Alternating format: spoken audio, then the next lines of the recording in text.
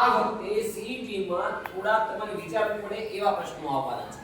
તમને એક ઉદાહરણ આપું. કેવા પ્રશ્નો હોઈ શકે કે હું જે ચાર ઓપ્શન આપું બોલું છું એ છે એ ચંદ્ર સાથે જોડાયેલા નથી. એવો તહેવાર છે જે ચંદ્ર સાથે જોડાયેલો નથી. પહેલો તહેવારનું નામ આપું છું, તમારે જવાબ દેવાનો છે. પહેલો તહેવારનું નામ આપું છું શરદ પૂર્ણિમા.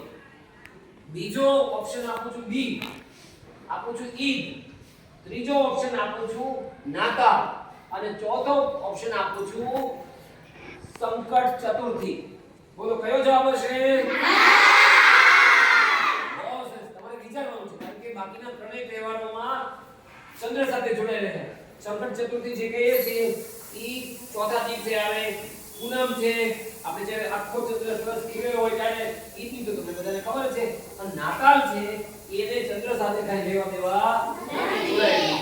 એટલે આવા થોડા વિચારી આ પ્રશ્નો તમારે વિચારવું પડે એવા હશે. એનો જવાબ તમારે વિચાર આવડતો જ હશે.